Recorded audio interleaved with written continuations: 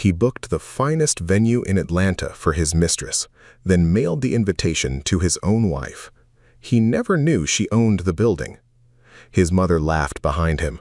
That hall once sold for pennies. Today, it's worth millions. Tonight, the wife he humiliated quietly holds every single key. Before this story begins, ask yourself one thing. How loud can silence get before it breaks a man? If you've ever been underestimated by the very people who owed you everything, stay with me till the end. Tap that subscribe, because what this quiet woman does next, you'll want to witness.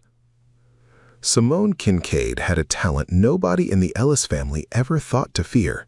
She could sit inside her own humiliation and keep her face as smooth as poured concrete. You have met a woman like her before, standing at the edge of a party with a tray in her hands, and you assumed there was nothing behind her eyes. That was the mistake everybody made about Simone. Her calm was not surrender. It was a locked room, and the Ellises had spent 11 years never once wondering what she kept inside it. It was a Sunday in late spring, and the whole family had come to Della Ellis's house on the nice side of town. Simone had been cooking since dawn.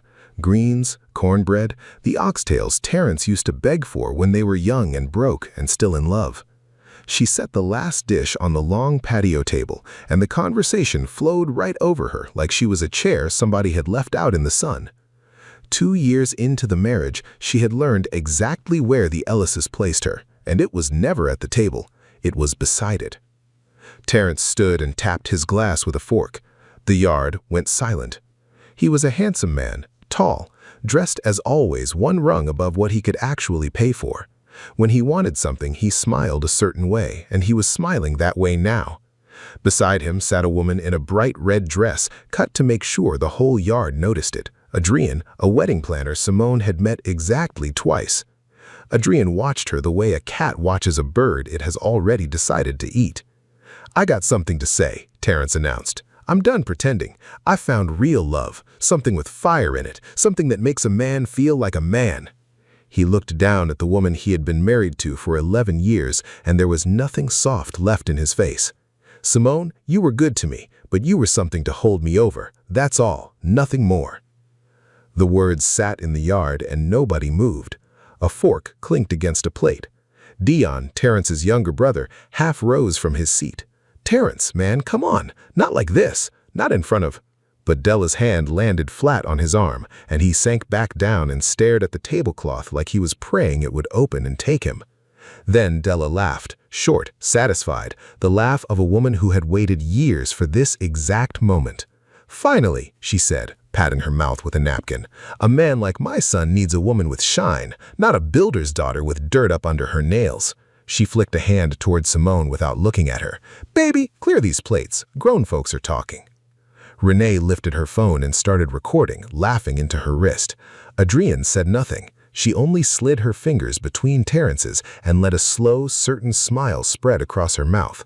And somehow, that hush was crueler than anything Della said, because it belonged to a woman who believed she had already won. Simone stood there one long moment. 11 years, and a hot patio was where her marriage would end. She did not cry. She gathered the dirty plates, one onto the next, steady as a bricklayer, and carried them inside. At her collar, under her blouse, a small brass key hung on a worn leather cord. She pressed it once through the fabric, the way another woman might touch a cross. Nobody at that table knew what it was. In 11 years, not one of them had ever asked. By the patio doors, an older woman in a caterer's apron had gone rigid. Her name was Odessa, and she came with the rental company Della hired. She saw Simone find that shape at her throat. She saw all of it, and where the family smirked, Odessa turned her face away, the way you look away from something too private to watch. Simone washed the plates, dried them, stacked them in the rack. Then she picked up her purse, said goodbye to no one, and walked out to her car. She did not slam. She sat with both hands folded in her lap, and for the length of one breath, the smooth face cracked just at the corners. Then she took out her phone. "It's me," she said, low and even. "That booking for the full ballroom next month, the Ashford, the whole night? Let it go through. Every detail exactly like the client asked. Don't change a thing." She listened a moment. "No, that part I'll handle myself." She started the engine, and as she pulled away from the house where they had laughed at her, the builder's daughter drove toward a corner of Atlanta the Ellises had no idea she owned. She did not go home. She drove to the Ashford. The last event had ended hours before, and the lot was empty, the great rooms dark. She let herself in through the side door and stood alone in the middle of the ballroom she had raised from a ruin. Moonlight came through the tall windows and lay silver across the floor. She had signed the checks for that floor. She had chosen the wood, argued the price, watched it laid plank by plank. Every wall around her had been her decision, her risk, her sweat. And in 11 years, the man who called her nothing had never once set foot in it after the day he dismissed it. She ran her palm along the back of a chair and felt the whole strange shape of her life. Rich in a room no one knew she owned. Poor in a marriage the whole family had watched her lose. Somewhere across town, they were still laughing. Here, in the dark, she began to decide, not to scream and not to beg, but to choose the moment and the room where the truth would finally stand up on its own 2 feet. To understand how a woman sits through a thing like that without breaking, you have to know Otis Kincaid. He was Simone's father, and 30 back, he ran a small construction shop on the south side that was always one slow month from folding. He built porches and church steps and a corner store and a little community hall where the neighborhood held both its funerals and its weddings. He had big, scarred hands and a slow way of talking, like each word cost him something. "A house is only as honest as the hands that raise it," he told her, and she believed it the way children believe the ground is solid. The evening she was 10, Otis finished the first building he ever raised from bare dirt, a 2-story brick place he'd bled over for 2 years. He worked the master key off the front door, the one that turned every lock inside, and folded it into her small palm. "People gonna look at you and decide what you can't do before you open your mouth," he said. "So you hold on to this. One day, you'll open a door they all swore was locked to you." She wore it from that night on. Otis got sick when she was 26, and what he left behind weighed more than his tools. It was debt, stacked and overdue. The sensible thing was to sell the lot and walk. Simone didn't. A ruin in the right hands isn't garbage, it's a chance wearing a coat of dust, and she'd learned to see that from a man who'd done it his whole life. There was an old warehouse by the rail yard, a leaking brick shell nobody wanted, going cheap because the roof was shot and the block was rough after dark. She bought it with his debt still riding her back, 2 full years before she ever met Terrence Ellis. People told her to her face that she was a fool. She let them talk and went to work in boots and a bandana, swinging a sledge herself in the early months. One winter nearly finished her. A bank pulled her credit line the same week the new roof went half on, and for 3 weeks she slept on a cot inside the shell with a space heater and her father's tools, eating cold food out of cans because she couldn't spare a day to the weather. A night welder named Curtis taught her to run a bead and asked no questions. When the first bride ever to book a place walked the raw concrete in stocking feet and started to cry because it was already so beautiful, Simone stepped back into the shadows and let herself weep too, one time, where no one could see. Then she wiped her face and went back to work. She named the company Kincaid Hospitality after her father, and she gave the venue a name of its own, the Ashford. That small choice would hide her in plain sight for the rest of her life. Brides booked the Ashford, magazines photographed the Ashford. The owning company, Kincaid Hospitality, was one line of fine print on a contract, an LLC behind a private woman who never sat for a photo and never handed her name to the press. Odessa ran the floor as general manager and became the face everyone shook hands with. The owner stayed a rumor. In a city that size, nobody who danced under those chandeliers ever thought to ask who Kincaid was.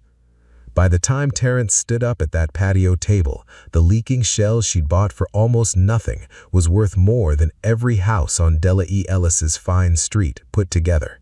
And still, every morning, Simone opened the tall front doors with the same brass key on the same worn cord. Here is the part people can't believe, so let me be plain about how a husband stays blind for 11 years. When Terence married her, the Ashford was still half built and half broke, and he had already decided her little event space was a money pit that would embarrass them both. He went there exactly once, early on, walked the raw floor, called it a hole you're pouring our name into, and never came back. Simone stopped talking to him about the work the day she understood his interest was only contempt. After that, the venue's whole rise happened in the background of a marriage where Terence was busy chasing his own failing schemes, a car wash, a clothing line, a nightclub that lasted 4 months. He never once asked to see a bank statement because he assumed there was nothing there to see, and because looking closely at his wife's success would have meant admitting how far it had passed his own. She kept the house modest on purpose and paid his bills without a word, and he read that as proof she was scraping by. His pride was the perfect camouflage. A man does not go hunting for a fortune he has already decided his wife is too small to have. But there were cracks, and Simone saw them before she understood them. About a year before that Sunday, a collections notice came addressed to Mrs. Simone Ellis for a loan she had never taken. She stood in the kitchen holding it when Terence walked in, and for once she asked him straight, "Do you know anything about this?" He barely glanced at it. "Some mix-up with the old nightclub paperwork," he said, easy as breathing, already taking it from her hand. "I'll call them Monday. You know how these people are." He was so smooth about it, so tired-sounding and put upon, that believing him was simpler than the alternative. And the alternative, that the man in her kitchen was quietly using her name to bleed her, was a door she was not ready to open. She let it go. 2 months later, a second bank left a voicemail about a missed payment, and again, Terence handled it, and again she chose the easier truth. She was worn down, and she trusted the one thing a woman should never take for granted, that a man who has stopped loving you will at least stop short of ruining you. She was wrong about that, too. Now, the woman in the red dress. It would be easy to call Adrienne greedy and leave it there, but that isn't the whole of her, and half a villain never scares anybody. Adrienne grew up watching her mother wait by a telephone. Her mother had been a rich man's woman for 9 years, never the wife, always the arrangement, and when his real family found out, they cut her loose with nothing, not even the apartment. When she was 14, they moved into a single room, and she watched a proud woman shrink into someone who flinched at knocks on the door. She swore with the cold clarity of a humiliated child that she would never be the woman on the outside of the marriage.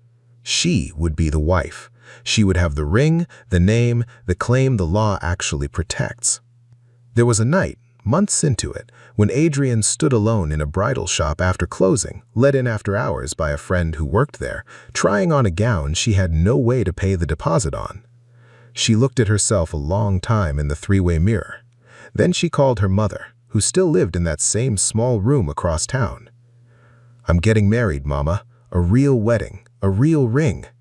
Her mother said nothing for a long moment, then only, "Make sure he can't ever put you out, baby." Adrienne hung up and stared at the woman in the glass, and what looked back at her was not greed. It was terror wearing lipstick.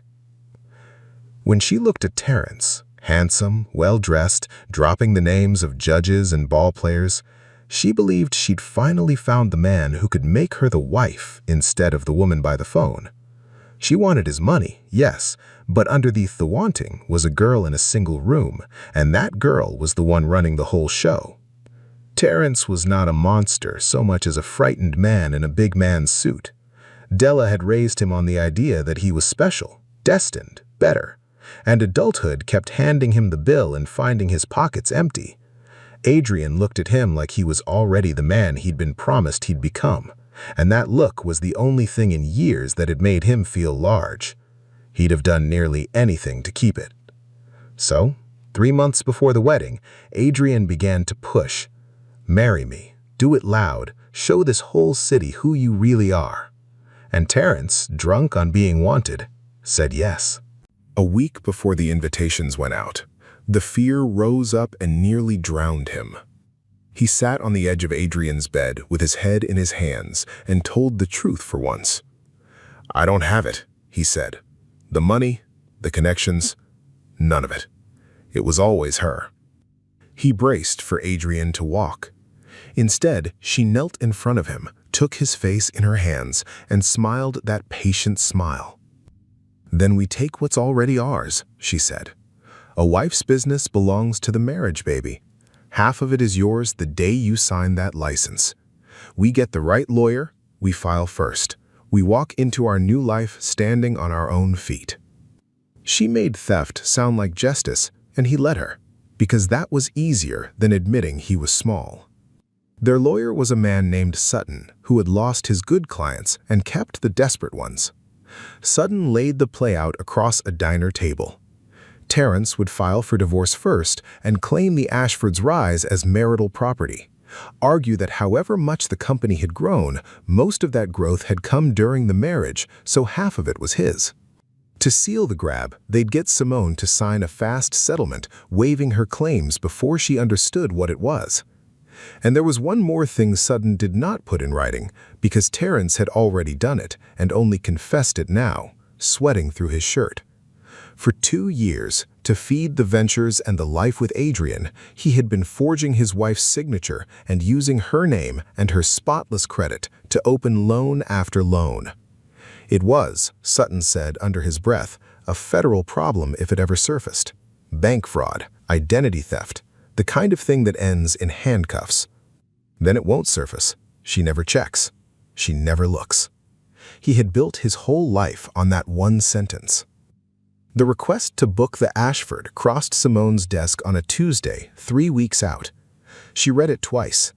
Terence's name listed as the groom, Adrian's name listed as the bride. Her floors. The room she'd raised from a ruin, booked for the wedding meant to bury her marriage. For a long moment, the office went silent, and the only thing moving was the paper trembling a little in her hand. Then Della and Renee came calling, all honey and warmth, carrying a slim folder. "Just a few things to sign, baby," Della said, patting the couch. "Make the divorce clean. No lawyers, no fuss." Simone turned the pages slow. Buried in the legal language was a line that would have her acknowledge the business as marital property and waive any separate claim to it. She smiled and said her own lawyer would take a look first. Della's face pulled tight for half a second before she smoothed it over. And in that half second, Simone understood this was not grief. It was a heist, and the whole family had a hand in it. Her lawyer's name was Priscilla, sharp and unsentimental, and she'd handled Kincaid's affairs for years. She read the settlement, then the invitation, and set them both down with 2 fingers like she'd found them under a sink.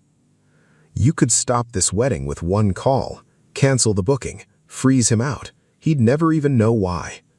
Simone shook her head. No, a locked door just lets Terence tell himself a story where he's the victim. I want him to see it. It was Priscilla who chased down the rest. The Ashford was separate property, bought 2 years before the marriage. His claim on it was smoke, and the settlement was a bluff aimed at a woman they assumed wouldn't fight. But when Priscilla pulled the household financials, she went pale. There they were, 2 years of loans in Simone's name, carrying a signature that didn't quite match her hand. A home equity line, 3 personal notes, a card she'd never opened, all of it propping up a failing man, and lately, another woman's expectations. This is a crime, Simone, a real one. This is prison if you want it to be. Priscilla slid the loan file across the desk, and Simone made herself read every page. There was her name on a mortgage against a house she had paid for alone. Her name on a note dated the same month Terence cried poverty and let her cover the water bill. Her name on a card that bought a diamond she'd never seen for a woman she now understood far too well. Each forged signature was a little more careless than the one before, as if he had stopped worrying she would ever look. 11 years laid out as a paper trail of theft. And the worst of it wasn't the debt. It was the calm of it. He had done this at their own kitchen table, across from her, while she poured his coffee and asked about his day. She felt the last soft thing in her go cool and level. "Don't file anything yet," she said. "Some truths land heavier when the whole room is watching them fall." Then she called Odessa, who was no caterer at all, but the Ashfords' general manager, and for years, the one soul who had kept her secret like something holy. "The wedding on the books for the 12th, Simone said. "Don't touch it. Let the flowers come. Light every candle. And Odessa, put me on the guest list. I'll arrive myself." She spent the 3 weeks left not plotting revenge, but getting ready. She was not going to burn the night down. She was going to walk into the middle of it as herself. The night of the wedding, the Ashford glowed like a held breath. 200 guests filled the room Simone raised. Chandeliers she'd hung through warm gold across white and silver. A 12-piece band played low.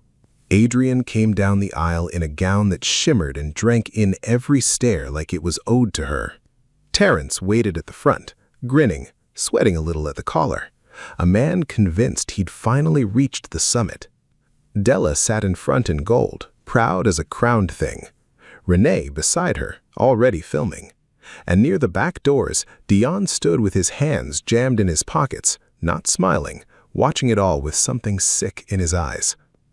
Then the tall doors swung open, and Simone walked in. No tray this time. She wore a deep, dark, perfectly cut dress, and she crossed the floor with a poise that made people stop talking before they knew why. Heads turned. She did not rush, and she did not creep along the wall. She moved like a woman who had walked this floor 10,000 times, because she had. Terence saw her and his grin curdled. He grabbed the microphone off the bandstand. "Well, well," his voice rolled across the room.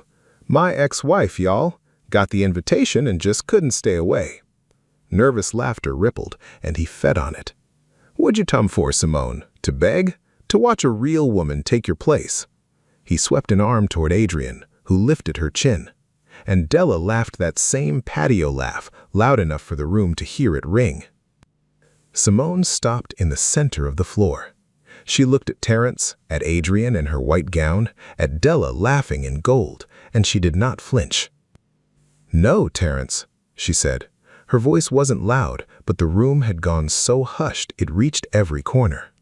"I didn't come to beg. I came to welcome you." A beat. To the Ashford, my hall. For 1 second, no one understood. Terence laughed, but it came out thin. "Your hall," he sneered. "Girl, you don't even have the means to stand in a room like this, let alone—" That was when Odessa stepped out from beside the stage. The apron was gone. She wore a sharp gray suit and carried herself like exactly what she was, the woman who ran this building. She took the microphone gently from a startled young staffer and spoke to 200 guests in a clear, even voice. "Ladies and gentlemen, on behalf of Kincaid Hospitality, we thank you for joining us tonight." She turned to Simone, and her face held something close to love. "And it is my honor to introduce the founder and sole owner of this venue, the woman whose company raised every wall you're standing in, Simone Kincaid." The room inhaled, 200 people at once. Then, near the front, a silver-haired man rose slowly from his seat, a retired judge whose own daughter had been married under these chandeliers the summer before. He looked from the trembling woman in the center of the floor to the groom with the dying grin, and he said loud enough to carry, "My God, it's been her the whole time." And he began, softly, to applaud. Terence's face came apart piece by piece. Adrian's smile froze and died. Della stopped laughing so fast it looked like someone had pulled a plug. Renee's phone drooped until it aimed to the floor. Simone lifted the brass from her collar over her head and held it up where the light could catch it. "This turns every lock in this building. Tonight, it locks one behind you." She turned to the room, not gloating, just laying the truth down flat. "This place was a leaking ruin when I bought it for less than the price of the car in your driveway, Della. I built what you see with my own 2 hands and 10 years of my life. It's worth more today than everything the Ellis family owns, twice over. And not one of you ever asked the woman clearing your plates how the lights stayed on. She let it settle. I did. I kept them on. All of them. Then she looked back at Terence, and her voice dropped to something low and terrible. And I know about the loans. His face went gray. Every note you signed with my name, every account you opened with my credit, I have the papers, so does my lawyer, and so by Monday will the people whose job it is to put a man in a cell for it. Adrian's head snapped toward him, and the woman who hadn't spoken all night finally opened her mouth, low and shaking, only for him. You told me you were rich. Her eyes had gone flat and stunned. You had nothing. You never had anything. You had her. For 1 second, the mask slipped, and there was the 14-year-old in the single room watching it happen to her all over again, about to become the discarded woman she'd spent her whole life running from. Terence tried to laugh it off. He turned to the room with his palms open, reaching for the old easy charm. Come on now, this is a misunderstanding, a family thing, y'all know how it. But the room had already turned. The band had stopped without being told. A woman near the cake gathered her coat. The retired judge sat back down and folded his hands, watching Terence the way you watch a man feel the floor go under him. There was no crowd left to play to. That was the thing he had never understood until this exact moment. Charm only works on an audience that hasn't yet seen behind it, and every face in the Ashford had just seen all the way through him. But here is the part that kept it from being a fairy tale. Simone did not smile. There was no triumph in her face. Because near the back, Dion, the only Ellis who'd ever been kind to her, who'd handed her his umbrella in the rain and called her sister and meant it, had his face in his hands, unable to look up, drowning in a shame that wasn't even his. When she caught his eye, he flinched away, and something that had survived the whole night finally broke in her chest. Not from an enemy, from the collapse of the one bond in that family she'd wanted to keep. And there was a deeper cost. By stepping into the light, she had killed the private life that was her real treasure, the unseen woman who could open her own beautiful rooms at dawn with no one watching. That woman was gone now, traded for a floor of staring eyes, for headlines, for a year of courtrooms she could already feel closing around her. She had won. She was also bleeding, in places the crowd would never think to look. She slipped the cord back around her neck, turned, and walked out of her own hall into the cool night and let the heavy door swing shut on all of them. Odessa found her outside, on the steps, under a sky going deep blue. The older woman didn't speak at first. She took off her own suit jacket and draped it over Simone's shoulders against the cold, the way you do for someone who's just come through surgery.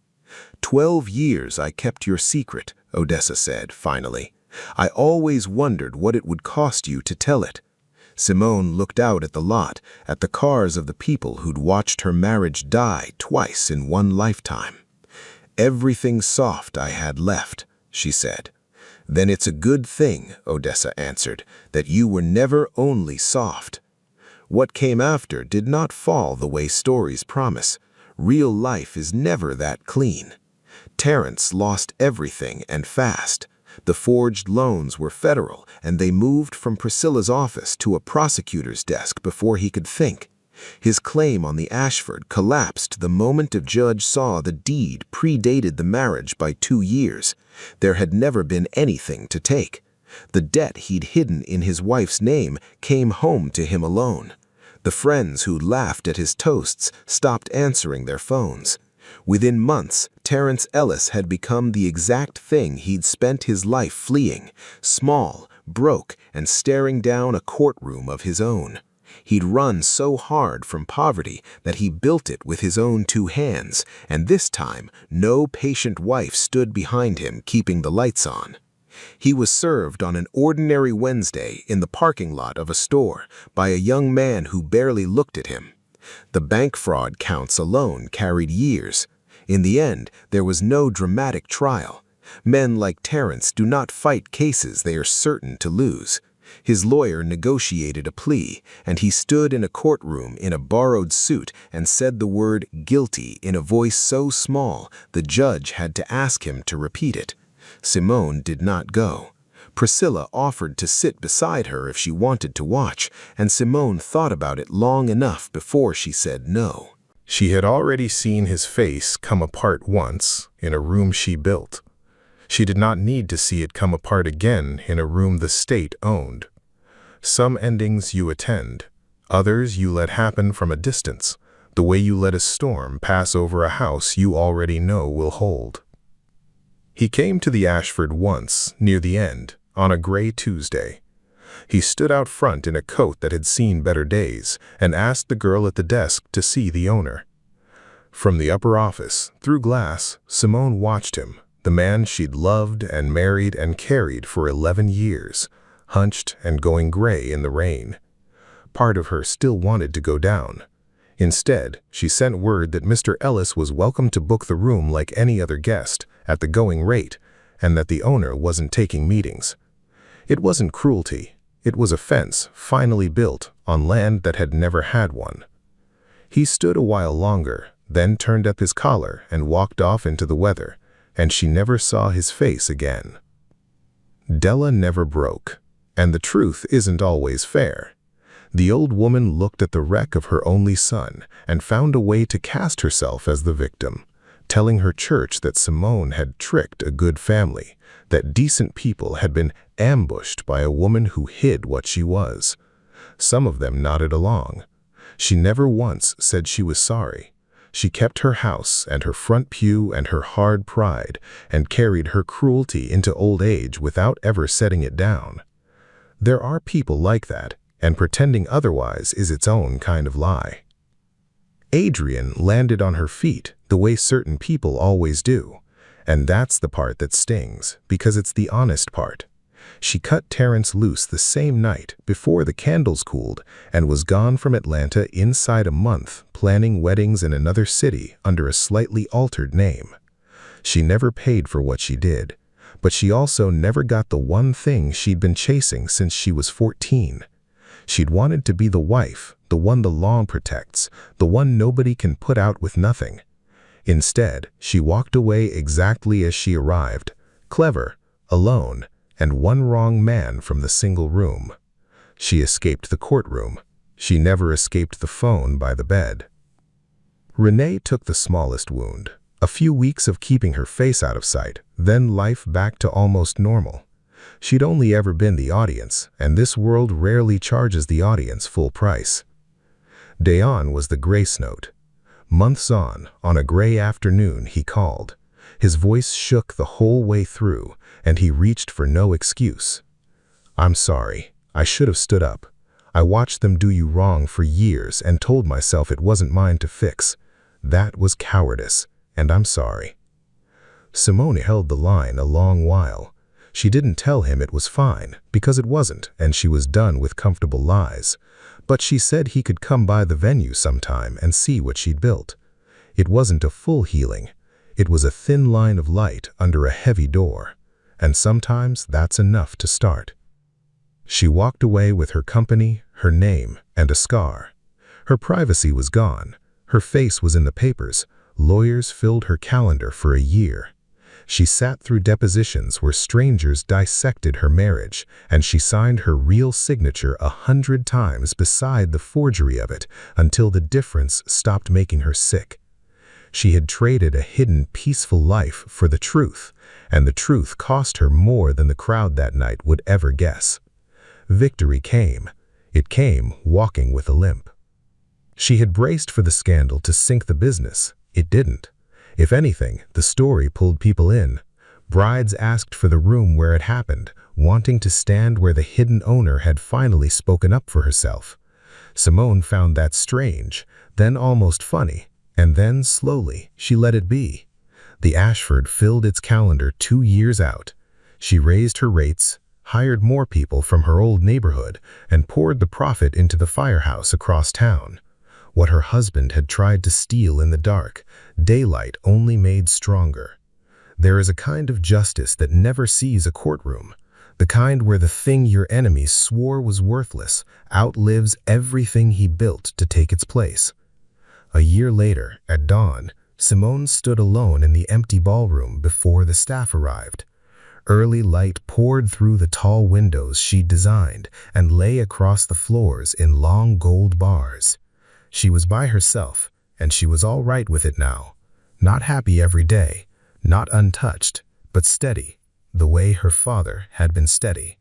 An old firehouse across town was becoming her next project. The locksmith had cut a fresh master for it that week, heavy and bright and new. She held the new one in one hand and the old brass in the other, and felt the whole distance between them, all the dust and sweat and loss and building. She walked to the wall beside the front doors, where every worker passed each morning, and hung her father's key there in a simple frame, not tucked against her chest anymore, not a secret she was ashamed to keep. Out where the young people she employed could see it and wonder, and where, when they finally asked, she could tell them about a builder, his tender-hearted daughter, and a promise about doors. Weeks after she hung it there, a young man on the setup crew stopped in front of the frame on his way in and asked what the old brass in it opened. Simone was passing with a roll of blueprints under her arm, and she paused. "The first building my father ever finished," she said. "He's gone now, but every place I've raised since, I raised with his hands as much as mine." The young man nodded like he only half understood, which was fine.